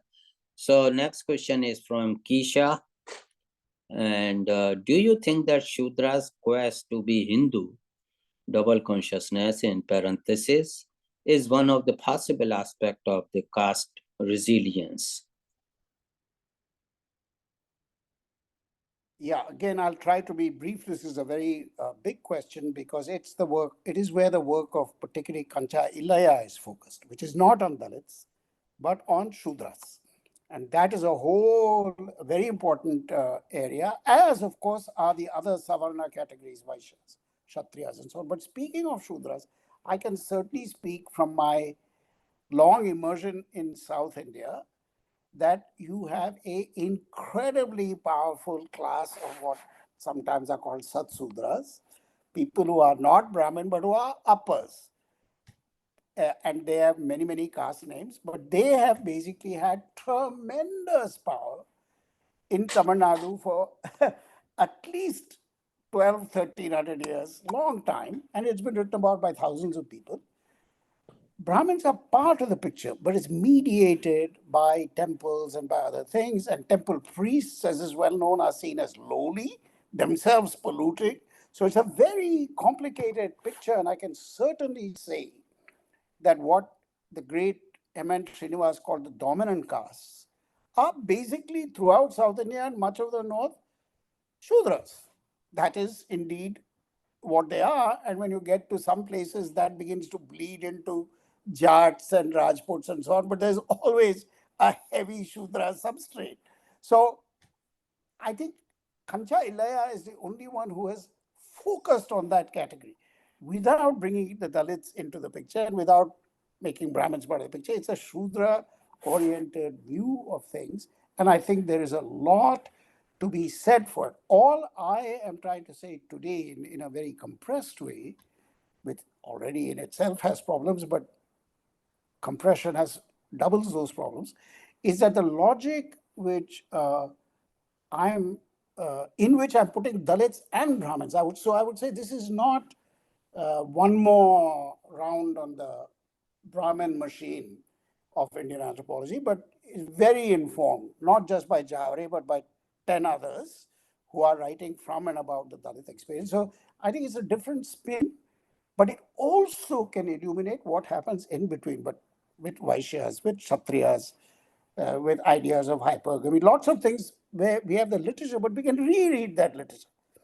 On Rajput hypergamy, for example. Is it only what we already know, or could something new be said? So I think the Shudra part of it, which you are putting your finger on, is huge. And if we think today in the elections that south of the Vindhyas is bedeviling the BJP and actually bedeviling everybody, one thing that is true in that part of the world is such Sudra dominance at the village Nadu level for solidly 1,000 years. So no wonder that the elections make that part of the world seem different. So I agree with you, but I'm not sure I can say more than that right now, except to endorse that this is not just a Brahmin Dalit kind of analysis. It's meant to be about the system as a whole, but it's starting from those stark extremes. Thank you, Professor. Next question is from Neena Ghosh. Does the Brahmanical fear of semen, sweat, menstruation, blood, and other lead to the forgetting or wiping away of incidents of violence and rape from popular conscience that Dalit women endure? That's it. Very difficult, deep, and important question. I would disagree. I would say it does not allow for a forgetting or wiping away. It allows for a kind of subordination in the hierarchy of things. That is, the real worry is about menstrual blood, fecal matter, etc. A, for the Brahmin male, and B, in the Brahmin household, and C, in the upper caste household. Therefore, the blood associated with either physical violence of men against men or of men against women is somehow, as the Germans would say, sublated, placed under this other horror and somehow made part of a different order of violations. In other words, let me put it sharply, it is somehow seen as minor or transcendable or justifiable or all of the above compared to the risks that are posed close to the conjugal household, close to the caste boundary. That is a very different matter of blood and bodily leavings, as opposed to with people who are clearly subordinate and who are, to use another kind of Western word, disposable. They are dealing with your disposable things and they are also disposable. That's what comes back to impunity. So that's why what you do with these bodies is considered, matter not worthy of much attention or action. To this day, why is it so difficult to file an FIR in the case of this kind of violence? Because it's just simply not seen the same as what happens in the conjugal intra-caste space. I'll leave it like that. Thank you. So the next, can you please unmute? Mute, yeah, thank you. So this is about the Indian diaspora. So Nirali Gajjar is asking a question. I was curious how this terror dynamic plays out in diaspora, where are no, or if not, very few Brahmins and Dalits who do not view or understand themselves as Dalit because their reality and interactions are sometimes different in the diaspora. Many see themselves as Shudras or Vaishyas. Any thought on why caste system still persists in diaspora? That's it. As someone who has been an early member of this demographic category, which is the diasporic person from South Asia, I have had a lot of experience and thought about this. And I think the simple answer is something that I still keep returning to, even more than food-related rules, which have always interested me, is endogamy. At the end of the day, who are you going to marry? And there are two choices, in or out. Now you can expand the circle from 5 villages in Tirunelveli to the whole of the world, as long as you're Brahmin, Iyer, this, that. You can have lots of requirements, plus expand the geographical scale. But I know of very few people of the upper castes who are indifferent to the question of who is going to be your marital partner. Numerically, the people who simply say, I don't care. I'm just going to meet people, and if they're Indian, fine. If they're not Indian, fine. If they're Indian, let them be anything, is extremely small. And in that small number, the parents are sure to be a filter. So the short answer to why does caste continue the diaspora is the force of endogamy, which does not suddenly stop at the border or Yeah, stop when you get on an Air India flight, you know? thank you. Okay, so next. I think Professor Srinivasan has been kindly, patiently waiting. Okay, he wants to pitch in.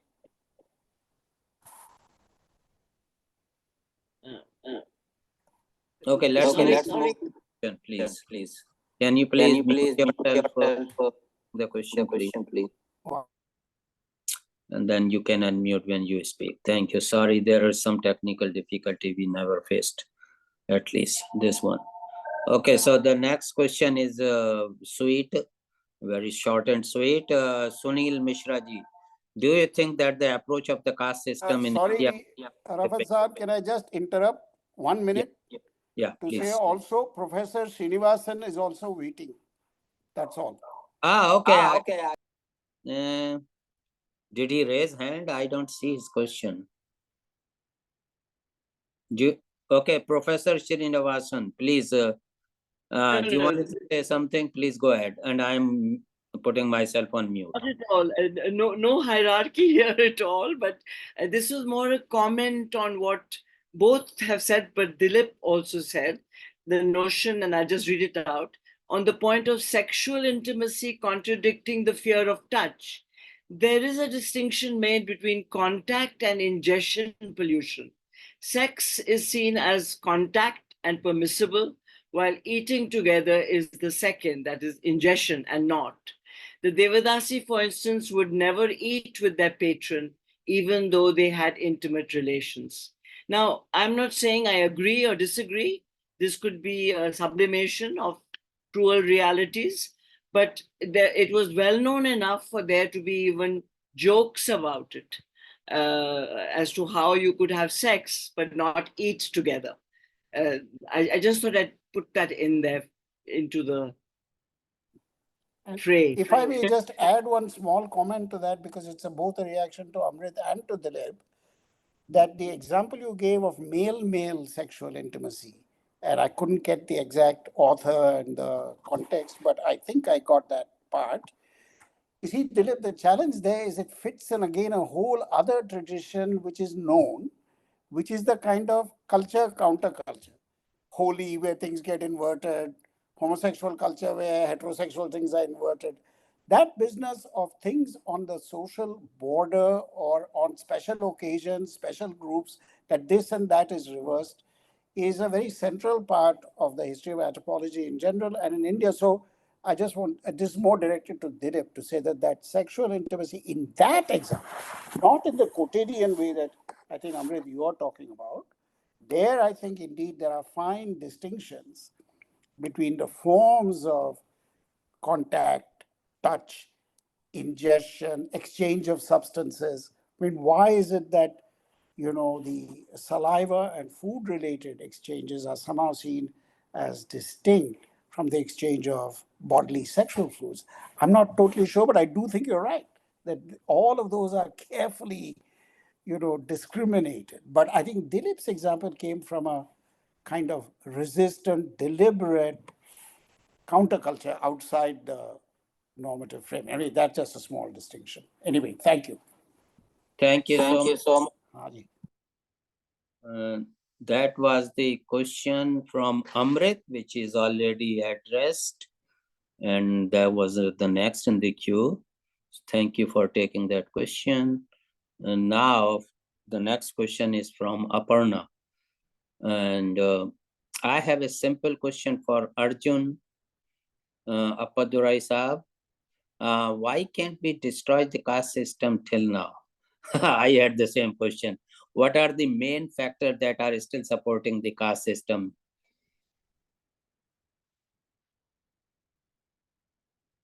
Please go ahead and unmute yourself. Yes, thank you. I don't have a definite answer because I think I was trying to answer it throughout my talk somehow. If I hear you right, the topic is the persistence of caste. I was trying to catch this multi-part elephant somewhere by the tail, the leg, the nose. But what I was trying to do is to say what the persistence is about. So let me restate it in one sentence. I think the persistence is about a certain disgust with the sensory order as a whole, which is highly articulated at the top of the system and then outsourced below, particularly to Dalits. And that seems to take hold in every interaction, both of violence from above and compliance from below. That's my short version of this long talk. I should have given the short version, better. I hope that helps. It's a restatement in a way. Okay. The next question is, how do you position water supply in urban spaces, caste and religion in Indian cities today? Do you see any argument of power, purity and Brahminical rituals is still relevant? I mean, again, the short answer is yes, because anytime public goods are involved, there is always a hierarchical issue, who has access where. Secondly, water has a very heavy symbolic load because it's both at one level a cleanser and the other level is the carrier of all the filth in the world. So water is a very two-way looking process, and it is the site of enormously sensitive things. As we know in rural India, wells, who gets to which well? Do you have your own well? Can you share in the well? I mean, right there is a whole life world in rural India, and it carries over into urban India. The only other twist, I would say, for today and urban India, there is the question of potable public water, meaning availability of water both for drinking and for bathing and personal purposes is to me always a mystery, bigger than many other mysteries. Why in a country of 500 top physicists, 1,000 top chemists, 250,000 engineers, and 1 million plumbers is the problem of water supply so daunting? Now, the simple answer usually is, yes, it's all there, but there's no compliance. There's corruption. I find it somehow not satisfying. There's a puzzle to me. So water as part of a public good is very tortured topic in India, because on the one hand, it is Ganga, let's clean the Ganga, etc. But meanwhile, let's take bottled water from the Ganga and purify ourselves. On the other hand, it's a daily reality of shortage, of queuing, of water tankers, or this and that. So it's a massive subject in which politics, corruption, patronage, as well as purity and all its related pathologies are involved. So I just leave it with a very broad stroke. It's a huge topic. Yeah, thank you. Thank you.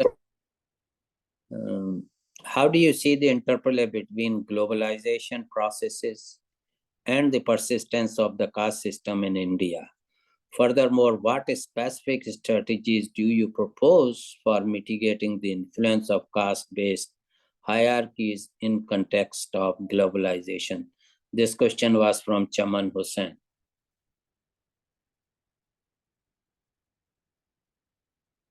Well, again, a big question with probably lots of ways one can go with it. But since I have been very interested in globalization, cultural globalization, let me say that it's again a two-edged sword. On the one hand, globalization exposes Indian citizens, men and women, old and young, to all kinds of new questions. Questions come from science, questions that come from secularism, questions that come from travel, so on and on and on and on. So nothing remains untouched by all that.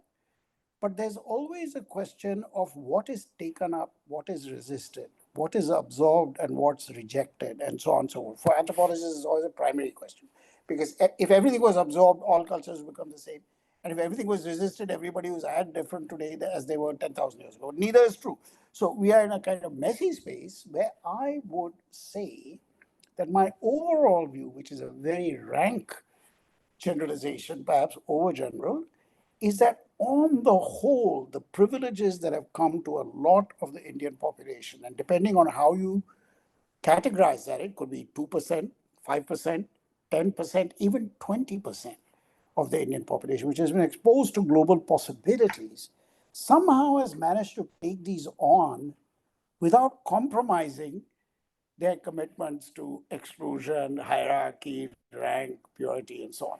So whether you take the Ambanis and the Adanis or go to the next level, people who are small businessmen in small town India and so on, they are certainly beneficiaries of the financial system, of the payment system, QR codes. Of course, they're also racketeering in those things, real estate, all that. But when you take all that wealth being produced for the top 5 or even top 20% and say, what is the impact on the world that I'm talking about, you would have to give a slightly depressing answer, which is that the effect is not that massive on who do they want to touch, who do they not want to touch, who do they want below them, who are they willing to see above them, has a strange deja vu all over again quality. So I wish the news about global information flow and all was more cheery, but it seems not to be.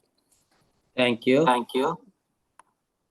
So there are many people who are second timers, so I'm not giving them the chance right now because I'm reading the question. Zareen Masarrat, kindly comment on the issue of having Dalit literary work produced by non-Dalit writer, how well it would be received.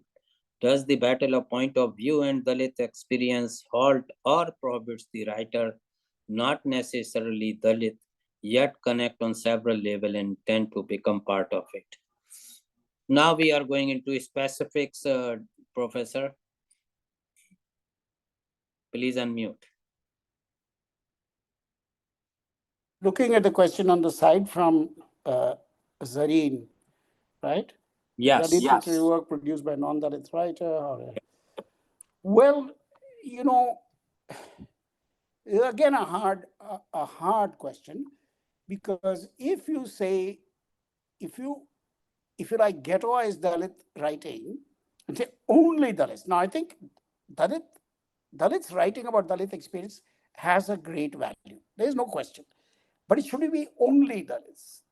Because if you say that, then I think you're feeding into the same logic, which is that Dalit world is separate. Only Dalits should write about Dalits, only Dalits should, and only Brahmins should write about Brahmins, this and so on and so forth. It goes into, I think, eventually a place we don't want to go, which is a series of isolated bubbles, either ranked or unranked, but no dialogue, no critique, no communication, no change.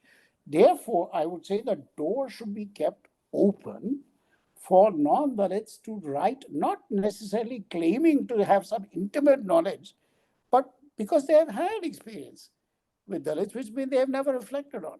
And so, if they do so, I think nothing is to be lost by that. But it's very different matter to say, to let's say have somebody, to use today's terminology, let's say upper caste person doing a kind of deep fake and writing an autobiography as if they are Dalits. That kind of thing should be, I think, really called out. But a more broad, inclusive, interactive, dialectical social realism in which anyone can write about anybody is also okay, but leaving room for special voices that come out of very specific experiences to be given special attention because they've never been heard in the past. So that I think it would be my approach. Okay. Thank you. So, I have a comment from Sunil Mishra ji. I don't know how come I missed his question. Dr. Mishra, please go ahead and ask the question directly. Unmute yourself, please. Mishra. I ask you to unmute. Yeah. Please go ahead. Hello. What was your question? Good My evening, everyone. apologies if I missed. No, it's all right, sir. Actually, you just commented that the question is sweet and short, and I'm still, I was waiting Oh, for the you mean. answer. Yeah. My question was very simple indeed. I just wanted to know that the approach of caste system in India, was it scientific in nature?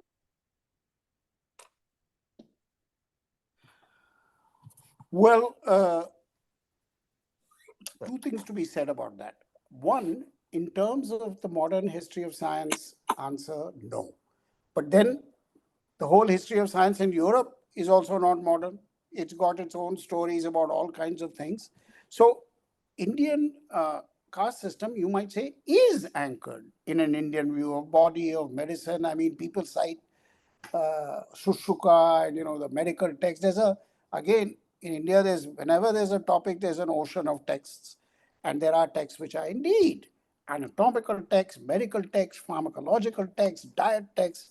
It's in fact almost too much science. You might say it's ancient science, but it's also a huge wholesale.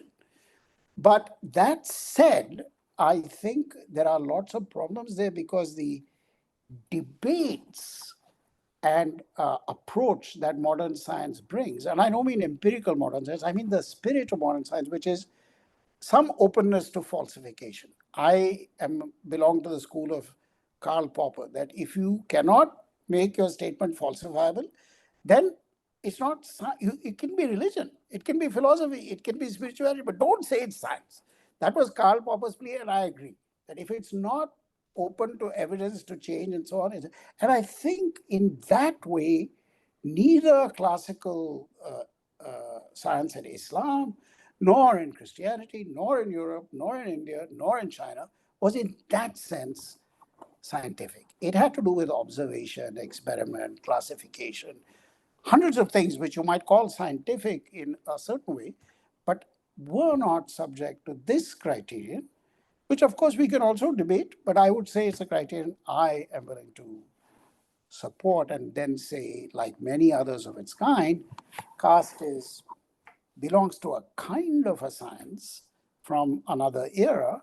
The question is how that science is living again. And that's fascinating because a lot of the Hindutva oriented literature that I'm reading from last year, from the last few years, about Swachh Bharat, that goes back to the medical texts and so on. So it's a kind of living thing. Whether we call it science or not, you and I can debate forever, but it's alive. It's still among us. Yes, sir. Yes. Thank you. Thank you very much for your inputs. Rafat?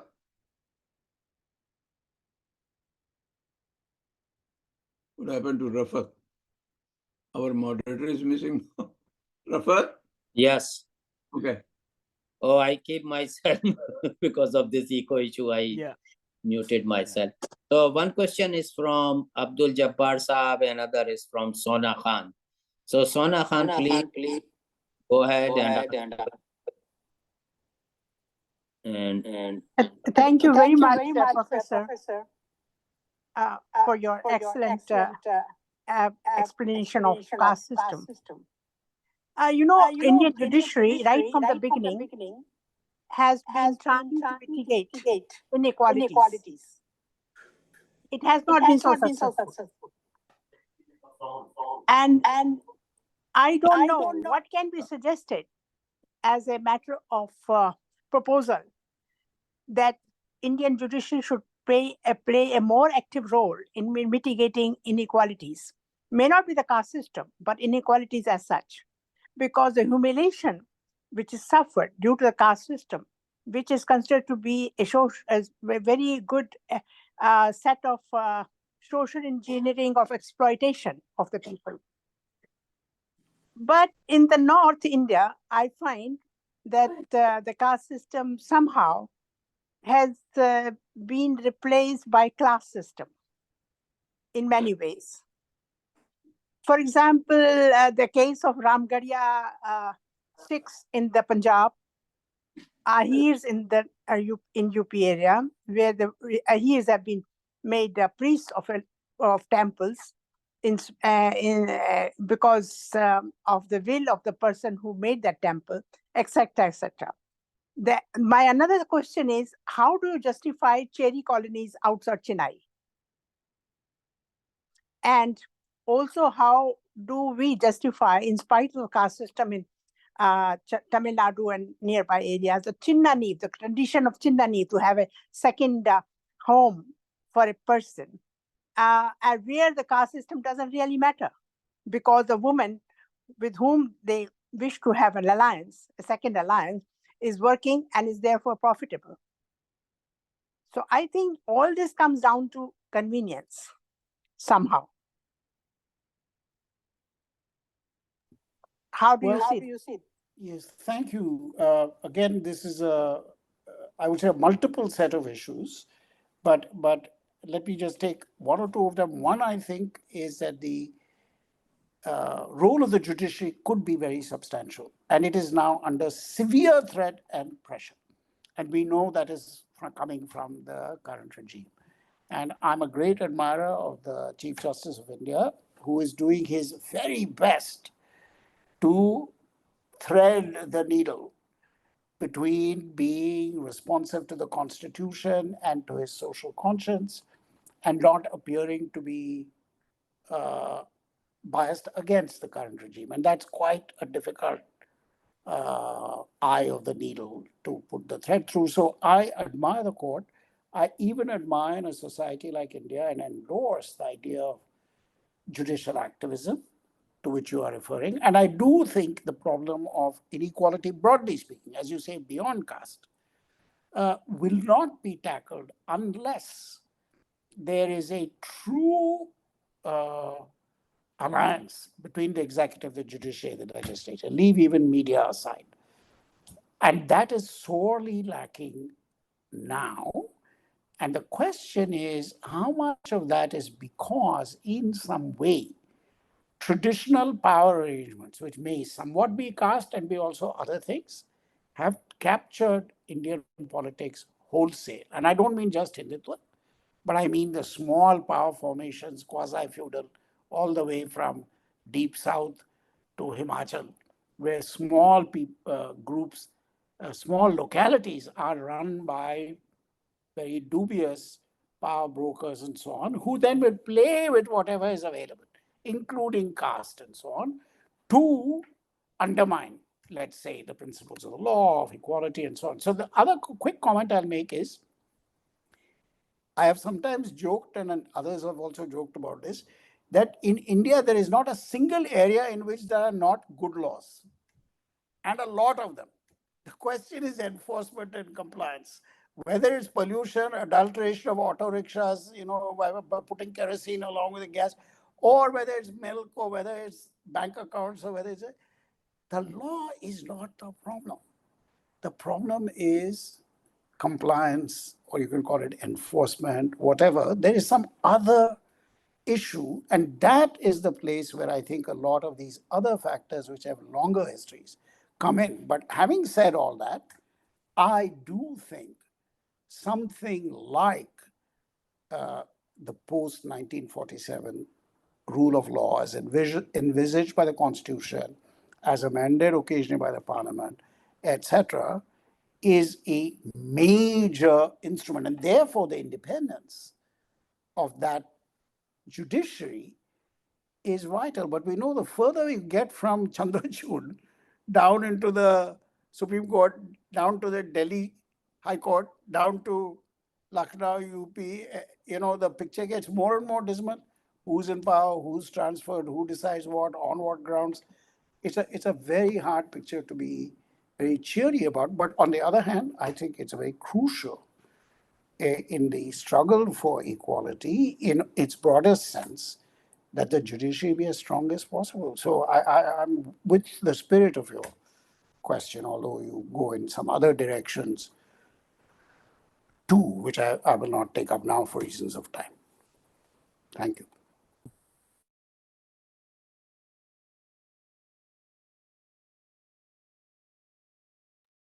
Okay, Rafat, your turn. Oh my God, this game of unmute is. Okay, so Abdul so I was saying that we are on the top of the hour, and there is a last question from Abdul Jabbar Saab. I'm gonna to read it, and my sincere apologies if I missed anyone's question. Abdul Jabbar, can you briefly talk about how the Periyar movement advanced the social justice? It was very crude in some sense, but it appeared to make a difference in the Dravidian conscience. Well, again, I appreciate the question. There is a growing specialist literature among younger scholars on Periyar and on different phases and aspects of the so-called Dravidian movement in Tamil Nadu, which when I was a student 50 years ago was understood in very broad, slightly simplistic terms. Now I would say there's a much more refined understanding, which matches the fact that the movement itself is fragmented. And people have different leaders, different points of orientation, different icons, different histories of iconicity. And Periyar is a crucial and giant figure. And I think Periyar is very important because he also does not allow an interpretation of what is going on in South India in the realm of religion, politics, etc., which easily fits, leave aside Western ideas, even North Indian ideas about what is a temple, what is an idol, what is ritual, what is rationalism, what is atheism. See, when I was very young, I used to go on the street in Chennai, I would see all sorts of books about rationalism. I never understood what is this issue. Why are all these little paperback books, either from the West, from earlier or recent books? And I realized there is a whole logic of concerns about the way the colonial experience and then the experience of domination by politicians from the North was experienced in the South by the very Satsudra powers that we are talking about earlier. That is, this is not about Dalits as such, nor is it about Brahmins. It is about dominant non-Brahmin groups and how they took on the struggle to establish some kind of independent cultural nationalism. And there's a very good literature, both old and new, on that. And Periyar is a key figure, and I think he's being rediscovered. So I'll just leave it like that because I'm not an expert on Periyar. I haven't read a lot of his own speeches and things, but I can certainly say he stands out as a transitional figure between very early 19th century forms of consciousness of Tamil language, let's say, and Dravidian nationalism, and contemporary, let's say, 80s, 90s now, Tamil politics of language, of power, of this or that. He is a transition figure. very important to look at closely because he could cast light on a lot of things, both internal to Tamil Nadu, internal to the Dravidian movement, but also about a certain way in which Hindi, the North, and so on appear in and from the South. And that's a subject on which I think we could all afford to know more because a lot depends on it in the next few weeks, even a huge amount depends on this space where a lot of us are less than fully, expert. So I'll stop there. Thank you, Professor. Before I Arjun Saab,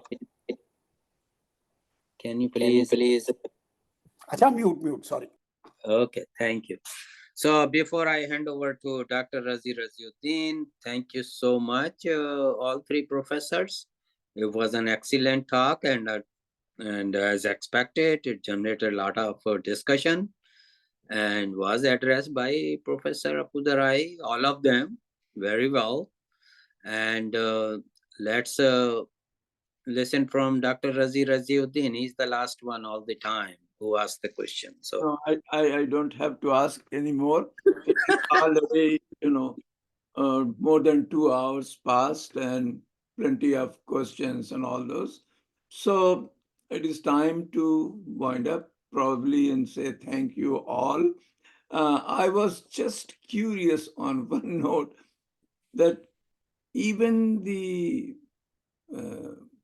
Muslim rule, so-called long Muslim rule in India, which always was very sensitive about caste and all those, they didn't try, no effort was ever made to sit with the high caste Hindus and all those during their time to really change something, to uplift a large section of the society.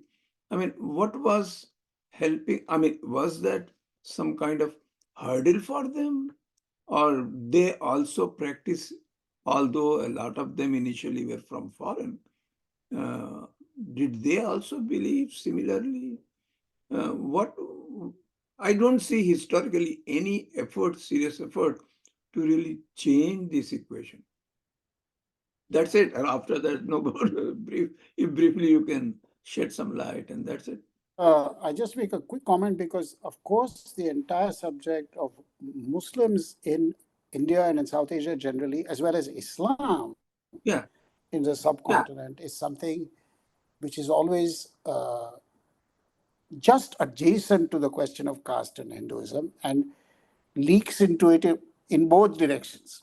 And today I have not taken up that issue, although it's very live now with the reservations question.